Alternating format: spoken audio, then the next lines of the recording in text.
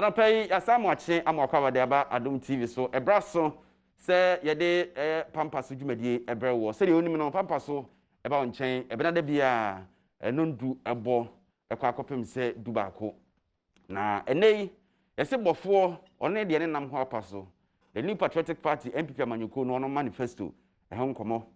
Ena ye baba bodi di ansem ena the opposition National Democratic Congress one more eka ede efa ho na NPP nankasa so no nchechiremu be no de maye san se se ye wunim no manfodro na highlight no mohunu binumo nya akonya akenkan manifesto ni nyina omo a etro ye no eso edwom eda eseni wura nankasa ano nti sankomo ne ba bedi medi nana se ampofo je wo be Kofi Ampadu eni apamfo ene tamechi den emajumedi ye de bro yetwa mra na fe yemfa enkomo no enhyeso.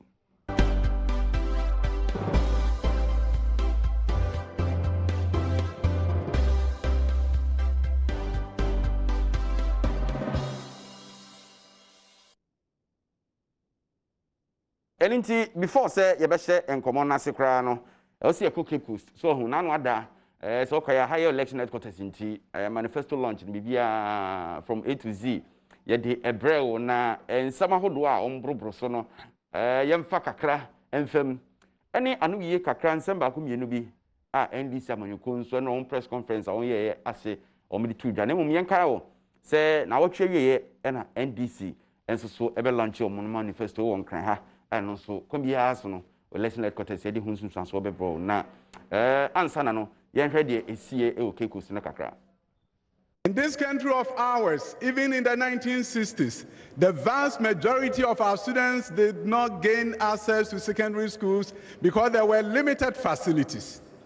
Then we came into the 2000s, and every year 100,000 students were sitting at home because they could not afford to pay the fees that were being charged by our institutions.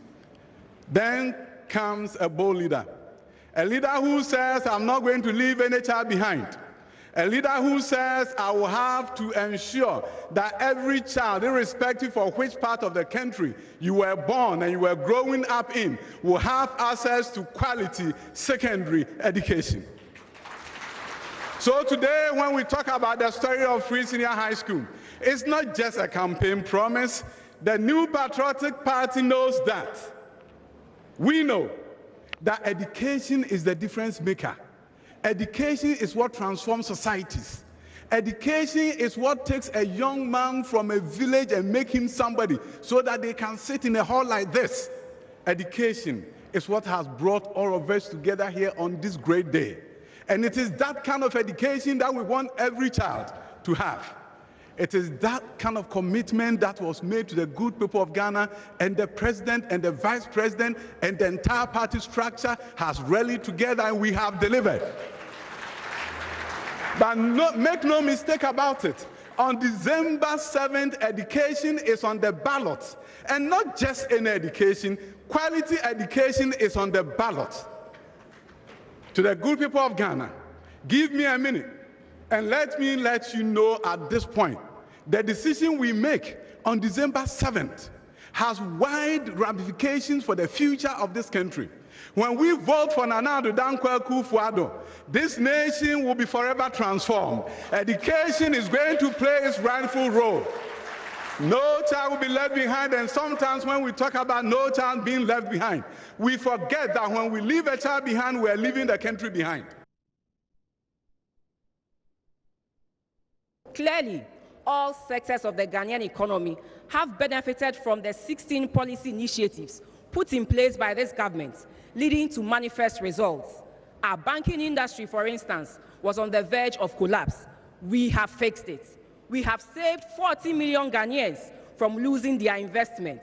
Some, even with the aid of hindsight, have suggested what only they could describe as a common sense approach, that we should have given money to the banks to make their shareholders happy. What the Bible describes as putting new wine in old wineskins. Well, Mr. Mahama, you did exactly that over and over again. And what was the result?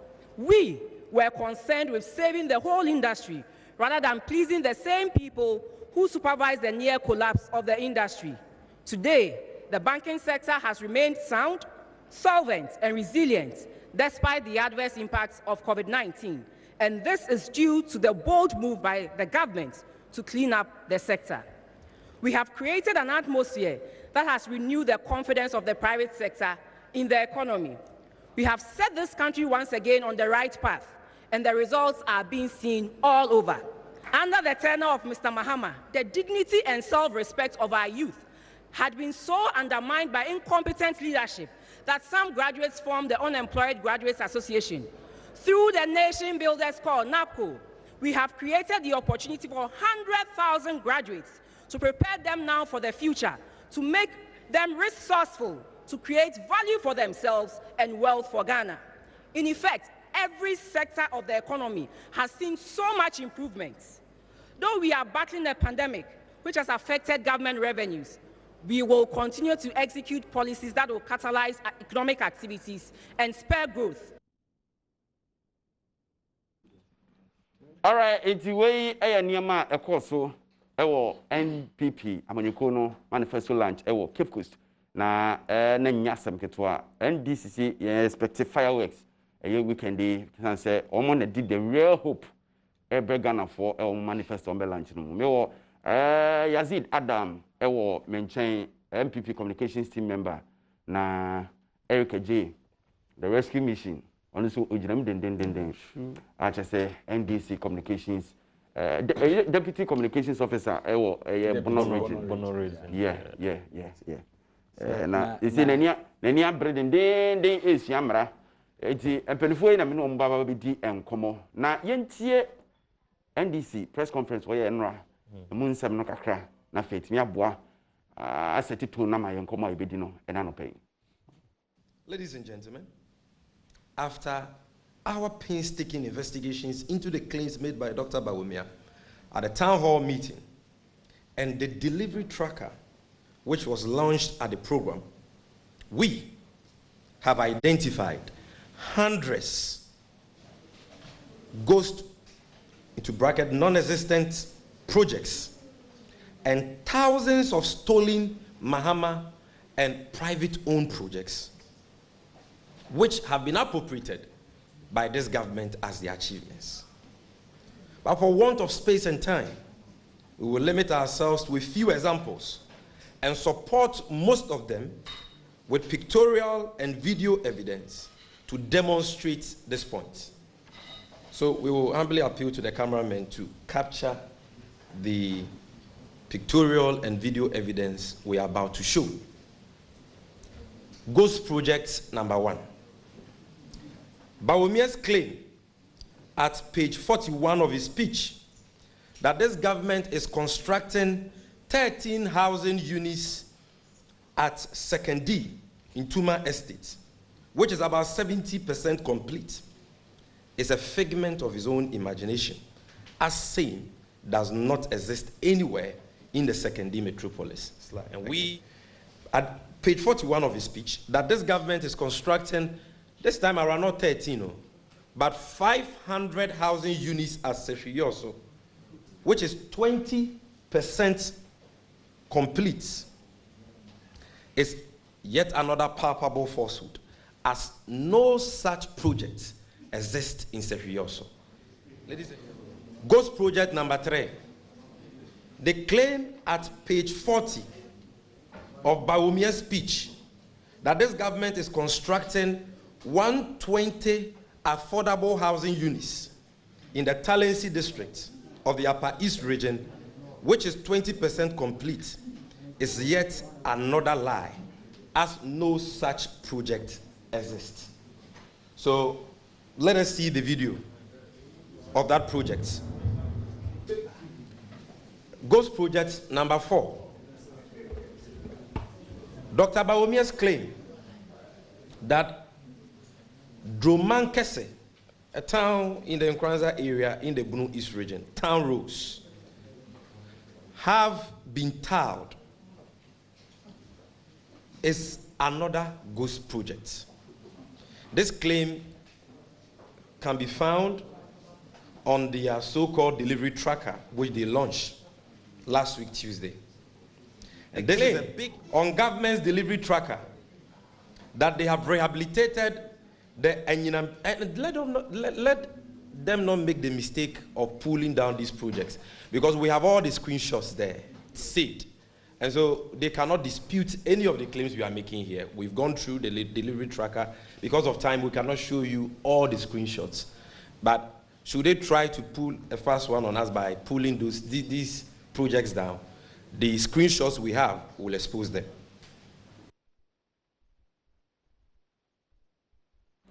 All right, NDC amanyukono enra jumadi omudiye wotre se opaba ne hontuma atro awuso wadidi akire Ghana for emu komo bi na otieye no Yazid, good morning. Good morning, Minia.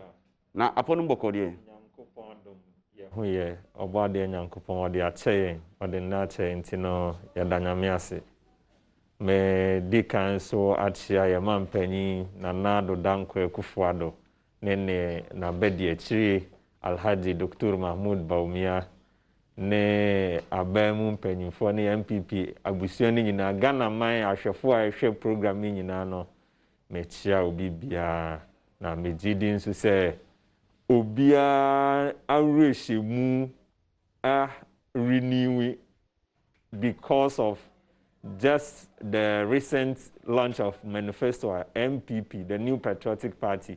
Ya launch the actual Ghana for say enusodi hunu ewo ho. Ya dachi eye and I say ebe with Nana Danko Akufo-Addo at the helms of affairs. Intino medical anka say ya danyame ase pa say odi abedu sabe. Soon to be lawyer Eric Eje bokode nyame adom na nso hoye pa eneso kra na yenuanom LLB for no tro. Oh, okay. Bigger cancel exams. Say nipa be 2,700. And that's true. Wow. We need a coffee to the very sure money now. Okay. And Ramene Kumi Kasa so true. I'm wishing well. It's my prayer. Say be abekoyi. Sure. You wish you more. You wish you more. But upon everything, and so NDC, I shall was here about your legal education. No. Very structured nema because obia we LLB na the only avenue obeko ansana waba be lawyer no yenuanoma makola ena KNUST your my ho no but them say na mess na ya no mofa no isa because just imagine say nipa 2,700 na kwa kwacho na at the end of the day no makofa nipa bi 300 400 woni baby akobiem tie besre ye de ya Ghana for bo and there fe kra ne say menu penny Sameja Mfiso law school no na o yes house president omo penso no omo ne GLC for ne twen so ano nti da bi ehia de o ka kire ye ne say de ono de nani ko hu wo Ghana law school no obe make sure say ba aban mu a baby e wo say de ne ma to yeye bia no ono so be ka bi na ya nti I believe strongly say and I know NPP manifesto no man want it oh otie banwa so Nkwada ya twintonto amfie na mu ne yakui yenuanom mpanimfo bi mo kyan me so me kyan bi so wo bibi ya emra keke na ode komra hye bedwafie hwe de professor Kwaku Azamo ye fa ho basta obi amfie obia ana meboa it is very painful because wo hwe LLB students o mogu fie they are more than 3,000 oh yes they are more than that Ibisu atra because me class na ye were 3 students o mu nyina awie medicine doctors. Say ni pan ultimate control entrance exam be 3 times. No one pass. Ti do baby ana emu erem kakra. So ye bon pae say nsesan be ba na aboa youth ni mebru ni nyina nso. All right. Yazid Nana say many are the pa say o point out to Eric say a PMPP manifesto na wantiana. On say this year is a wa would we ni beto fama. NDC nyate omunyambo so say ya Ghana for bope na kan hu se eya adwuma na nado Danko Akufo-Addo edikan tu ho anamo a oye copy nko na John Mahama na moye otiase I will continue free SHS I will maintain nursing training allowance. In response to the no near me tell me say we are there me ba o we are there e da Ghana fo nyina akoma so especially sure a person in real law profession ni ma no, I work for a while that is o say o plead see e be ye hu bibi but eno na me ka say na ban and say na manyu ani so say om do munya akonya ba ena me che say eye me de say we di can point out share ne say ewo NPP for manifesto mu na ayampia kakra woto wo ho ne say wo aba mu say woni so di hu say oba bibia de hia ne say wo de be come rahye bedio na ya pass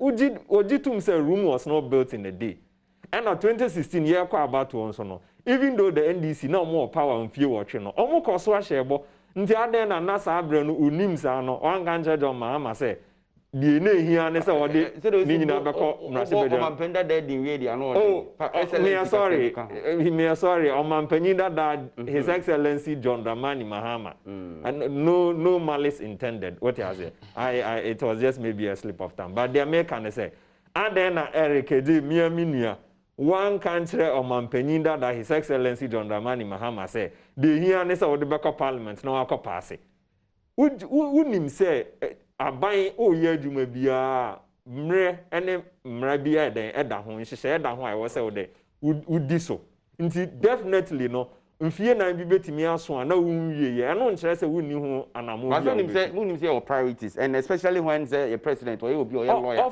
exactly the point I was coming to say these agitations agitations we no abba this time power chain any history eno nti na wahu efforts mampanya unim say sasem we ya refer ma general legal council akọ parliament ni ade omodi hu nkomo akoniaba wo ho a wo say wo ye den wo ye mfiti preko pe nkasa madani mre na Matias ye mra na me manifesto no ho asem na say was ye hiti ye ano den manifesto no den de wom NDC for feel say we dey I say enwadada na mpesa mo de ye nkwan debi minia won say oman Ghana ye mpempen so a yidina sa abre no eye mpempen so a omanpanyin na nado danko kufado wa ma oman ni nyina rehemu se ono eye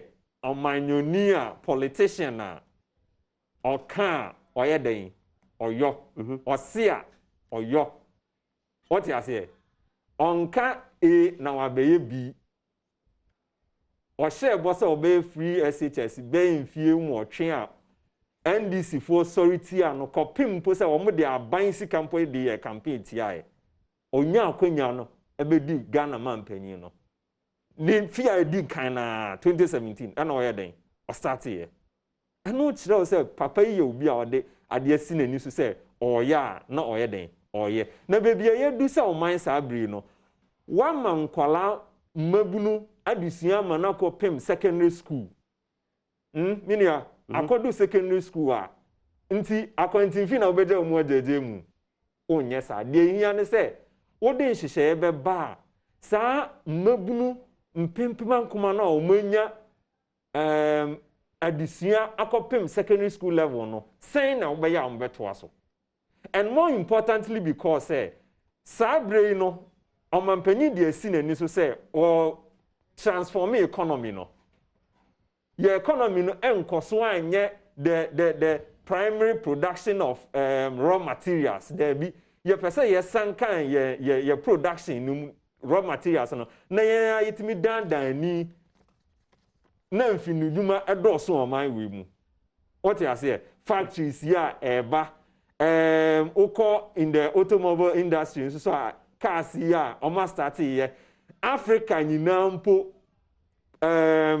asuya ehwe edwadie hu nkitawudi a ede free continental ayi ba no Ghana ha na abesi nti there are a lot of opportunities den eba nti se wo de umabunu no akosi akwantifi o secondary school level na omu ni sa suahunu no nimdie no a opportunities na eba no on be take advantage a na ukoya na wo bae kana wo boye no aso oman na nyaso mfaso ana dabi nti na omanpanyi ne na panfo tena aso dwen no mu se dabi sabre no de hia wo se ye boye manfo ne se ye bema obia bosia So where you secondary school now qualify to the university, ubetimi age bosia o de be hwe won ho school akopim se ubewie o national service afi ba ko dan tem a ubefa hu adi unya adwuma na wa start aiden atuaka weni ni sodi hu a e de awrehemu anigye any the return of the human dignity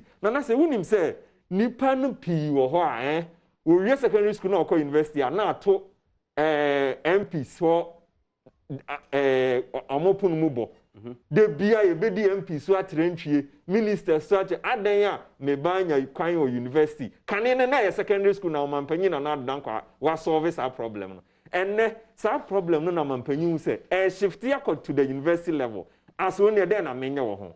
This is the best solution for the country so that wa se babunu no wo kwaje bosia na o de hwe ho school won na nkodan obi se mpachew behwe me anase tia me fees ma me na nipa na betete wo ne saa awreho na wom dabi wa obetimi ahwe ho se university na wo wi a unya adwuma wa start wa ma na nsi wo na o se ade ba ko so etete mrantie ne mmaba wa pi na nso rent ho how baby obetna se wo wi university wenya adwuma a wo hyase na dan buo atwamene buo nkwa na fiewura no meden ede na mampanyi den hyehyɛ den abeto ho anso nyina nso nim se mampanyi we mampanyi a ɔse a ɔyɔ nti ama Ghana fo anya awrehemu sononko bi awonimu wa amanansi ho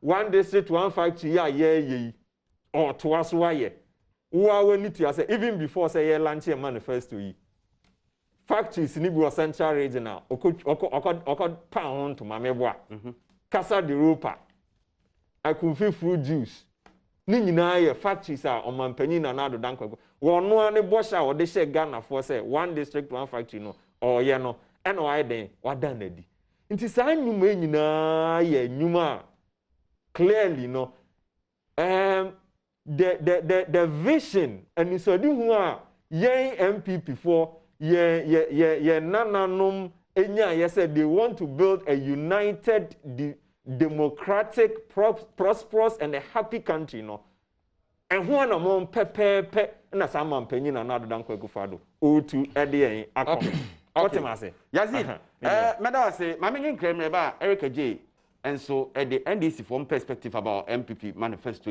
any info what you should look forward to na me adma weekend ya bro so launch your modie no na ye de eno atos so yenyi kremre sia.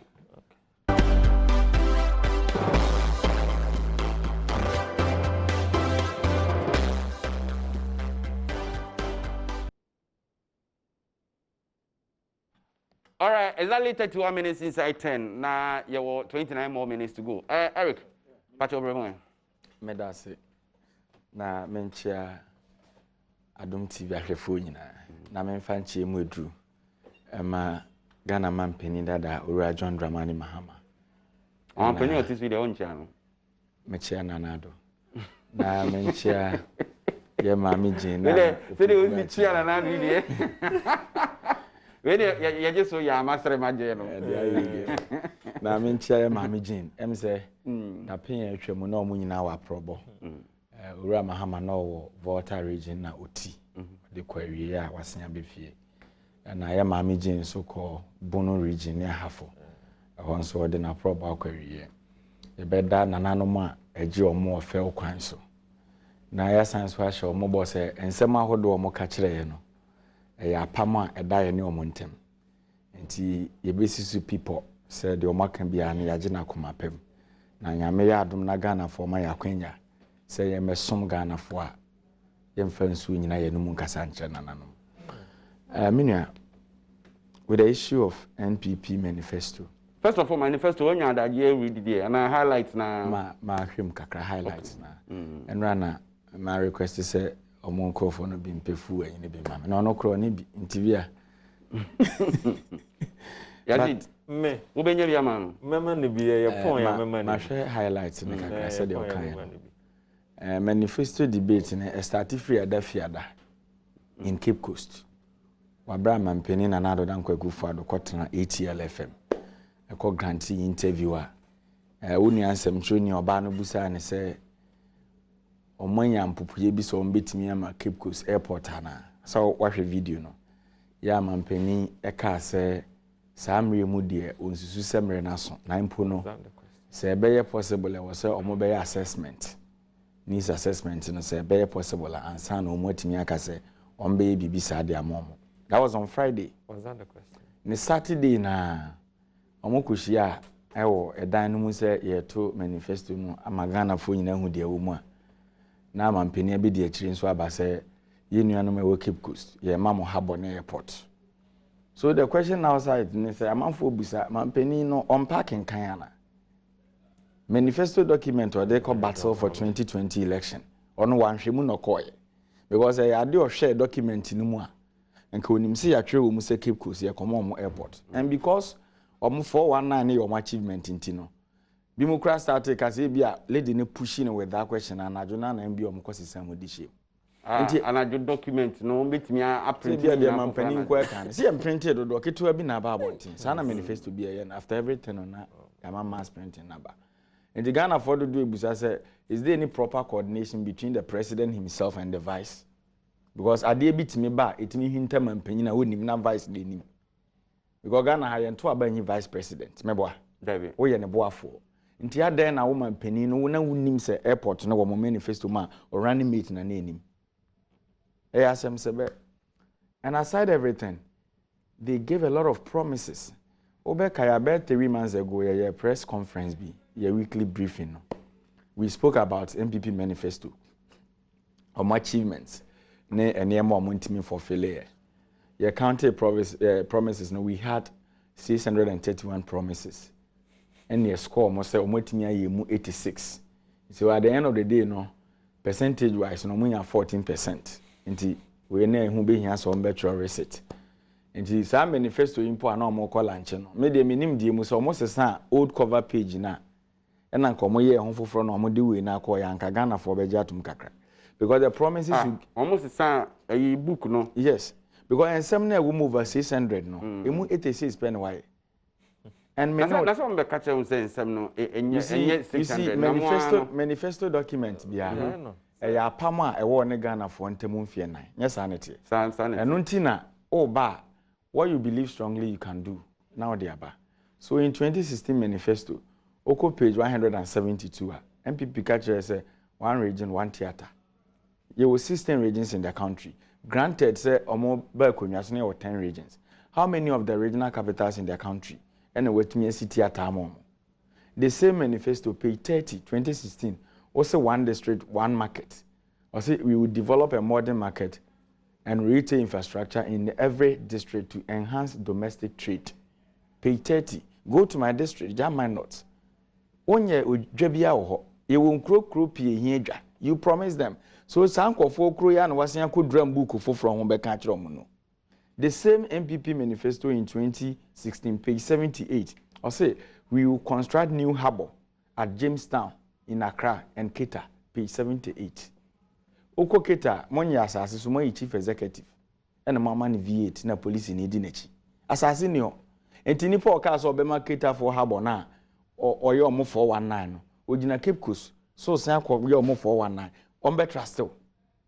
The same 2016 manifesto must say, mobile restore Kolli Lagoon, including reintroduction of 8 fishing stock, page 55. Sa Kolli Lagoon at Dachria. Ofa wache oko ho no enwini wo ache good kofa ho hwe said the tia na tie efin ko a those were the promises you gave to Ghanaians. The same 2016 manifesto page 11 o say mube provide free Wi-Fi for SHS and tertiary students and ramini upon kroma free asempa me na me koye he repeated it and I'm saying you lied to Ghanaians students no you lied. When to me and you within I know for a fact to say Omuguso and you say Bonsu is schools no mobi or say later nene until we are schools now must start no bobi kire for interesting now no other COVID-19 po ba ya ye nuanam keto eba afia na omusua ade online no o ka say na champion say data no mo ntebo no so de na aban na ye fa ho wa ma COVID-19 na ye sa no brass na oba abonten say ye beto aba nti we hwan so 3%. Meboa. These are the people we are talking about. The promises you gave to Ghanaians, no. Unko drew baby. Inti ene, usa nipa kruya no. What's your code now? Shebo fofo. But Eric, Nana say if from 95, what time on saying? What time on saying, Tobo? If you are able to list the unfulfilled promises, say, now. What the year analysis? Don't you think say ebekweti one kasa? In the sense, you know, ebi 2012 manifesto. Man fire there, many problem. You see, the essence Ghana for to abamfie na biano. Ghana for access so, and someone on the baba maso, any the access right. Yeah, I like the way you are going about. Yes, and this were the messages on what they buy. I won't lie. Intina me can na mama page. So over catch them say page 149 of 2016 manifesto. Also, we will build 2 new police hospitals in Sunyane and Bogatanga. I'm Sunyane guy. When I'm at Tenakusquare, me Bibia. You police hospital in Sunyane, Monias as simple. Bogatanga, the same thing. Then the same person they promise Ghana for in Asoba, every district will get a district hospital. 116, no. You see that, look. And that promise is 111. Yes, that promise and so no, never 2016 manifesto. Oba went to me and yeah, my pressure last week, and I'll call Shama district. And now they are so called from say, "Who see district hospital back home?" You promise Ghanaians to say all district hospitals are across the country. In here say, "Yeah, upgrading, no, obey upgrading." Go to my district, Sampa Government Hospital, maternity ward, a so 3 months, 9 chance in crime for being so.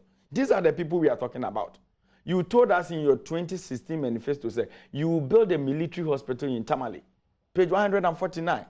Now no other Mokoye resort fair. Tamale Teaching Hospital, Krabawumia side transferred the Bakra.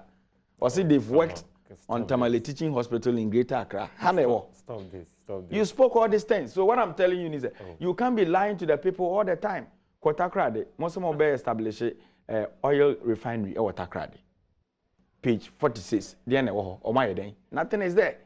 You told Ghanaians almost a corruption. Oko page 135, 2016 manifesto say the NPP will fight corruption head on through punitive, detective, corrective, and punitive action, page 135. Nana, and now I know what I say. Mobetina kunya so 4 good years in corruption, adane mose social intervention. Every sector of the ministry, kwetasishane proye. And now I know tia yeka say. Share the PDS there yo my Ghana. Mampeni kofa ni nuanom and enough for all kasa was required for you. Mampeni kofa ni nuanom ekwati ku. Omodi PDS deal by ya minority side. Ye kasa fa say deal no krono wom na mon central for mo be say evidence. Okay. And then the PDS are my Ghana. Mampeni kofa na busianfo. I don't get it. Na PDS in Sunsanso a core parliament, kwaje parliamentary approval. Almost sign kwashe kukuam kwa amended them rashi be why mampeni nuanom no? Kenoforiata finance minister agreement with dimu akotene. Or no one sign chok rat at the bar bontin say. But for sir, asema okay there. Here one amoka. What they be a mo ka se huni. Sa na start here. No. Me fact today Adom TV mo ka ho. Sa na start here na. Me bow. Sa na start na money fat na mo ye bukata no. Me Eric Eje me na meka. They plan. They sat. We have people still investigating. They rally sat and plan. Nobody is investigating them. They are done. They won't do any prosecution. Do you think President Akufo-Addo had the political will to fight his own appointees based on corruption issues in this country? What will be that? He can't. And we are promising Ghanaians to say, there will be proper prosecution with the issue of PDS. At the same time, National Youth Authority, no. Mo de sika 45 billion Ghana cedis. Adanya, mo de kwatiti memu ahenum sebo obuhia. Street light no makosisa no. Ekosi saying, some of us send petition to Martin office. What? Petition no one kind. Na no ado so wakan ahoy book. And I was summarizing no. Petition dey akọ dey na wakan wi. Anda mo create yeka. PPA scandal. Public Procurement Authority. Mo behwe ama accountability akoso no. Na mo book contract don komi.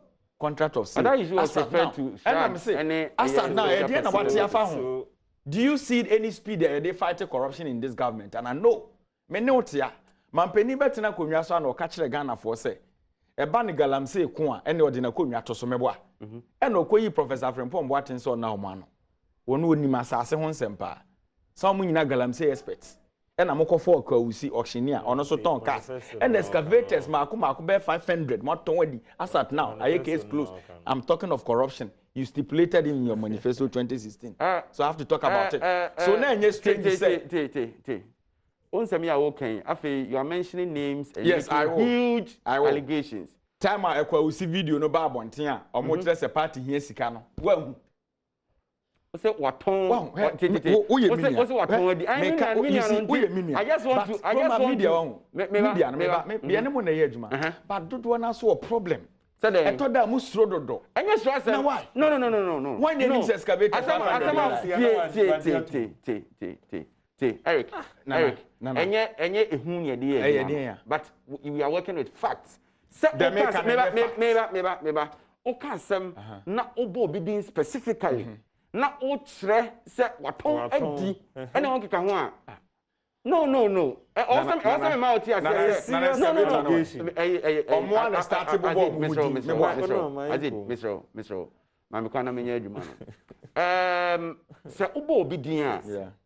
In any case, say eba sesi ase me ampofodia metia me improve. I don't have the details. Enti asa me ma ya we say asam na wo kan wo na wo kan. Eric Eje na eka. Yes. Me da se mama to aso. All right. But Ghana for ehwe me anope enim say and the me kan kira say who din trouble but some who the gravity of asam na wo kan. Nyemo na wo kan. Ghana for do na enim say excavators 500 ayira omo na beka kire. As at now no proper accountability.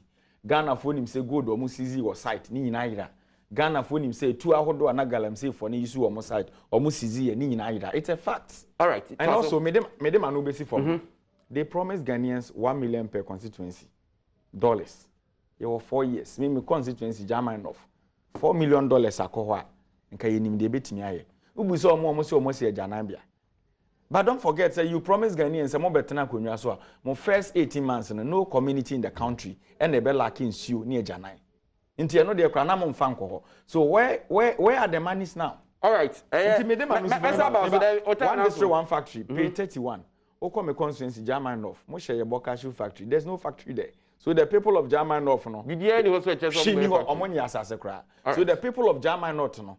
Enim said the papa ne kan ye mongu. Nana de ntia me more this specific analysis because said the amamu ni share on say yem fear 9. You can't go to my district. Yes, you can't go back to my district and tell the people say cashew farmer now ko share ne boss say John Mahama pens near to 1 kilo 7 Ghana cedis. Na mamu onye o buy beto ni ye o buy cashew 1 kilo no 1 cedi 50 pesos. All right. You go and account to them there. To asoma me Yazid your time na can send to monitor to say ya. Very good. Me start o baby o de awie ya. Won say omampanyi Nana Dankwa for 2016 ya ka $1 million equivalent to every constituency no. Ye tre nyuma ye de beye. And na yan council say ye diska no ekoshe obi nsam. There be a project I would be as MP no. And na excuse me. Abanbe so aye den. Aye MP. So tell you kind. O person catch me say projects are not going NDC MP. No, will he allow me? Will he allow me? Manenkasa na minti. Good. O person catch me say projects enkoso districts in Mana. Last week, Omampanya be de tire Alhaji Mahmoud Baumia project a obe dan na di tire Ghana mine na no. O wenhu ana. Obviously, me nua said that say person obe acknowledge say there are works going on. And human so akoso no obi this do one dance say NDC muntimi mfa mo first 4 years. Atamo's first 4 years, no. Entimi fam beto na Nado Dankwa for the first 4 years. All right, now you are talking about John Mahama good, and the same way John Mahama and so 4 years numpo no. So if they decide say omo mfa projects are omo to aso free mills, nanka ye content crosser John Mahama, His Excellency John Dramani Mahama. Onu nko na dwuma a wo ye and omu gina so a it will be nowhere near the work and Nado Dankwa for do aye. All the infrastructure projects are mobile, they inherited them. Look, a lot of the projects are inheriting here. Some of the schools. No, you're making analysis of what? First 4 years. No, your president says, come on, 3 years and far better than your 8 years. It is absolutely true. It's absolutely true. I cannot be in Femanen. What you say?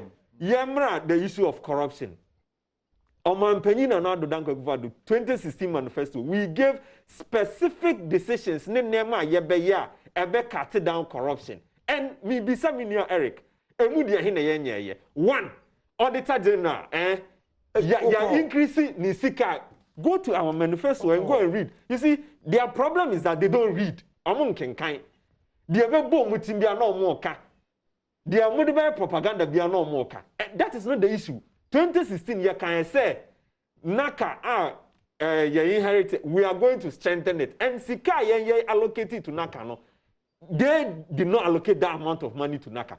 Auditor General Nankasa beji to muka say sika aban we edi amano se on fanya adwuma no impo odetwa bibire man bi mpoa se omukọ a omunka nche omanpanyimfo se omunsua na Adom Dankwa Akufo-Addo fi se was strengthening the office no na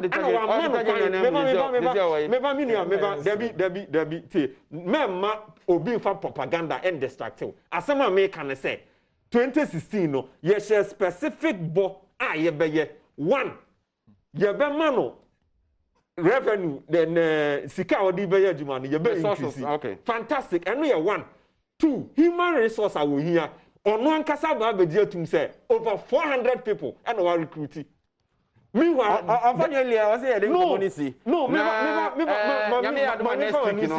NDC manifesto na ba na ye nyanto boase manu kransi na wo sambe afeka na mashidia mini auti medisi for dabi menya sa anti asia de ne mini na na sia for Eric J and afi Yazid Adam o na be kai ho time ni sha but next week na NDC de na ba nka me ban ayi keep close ayi na no kan no nanka ya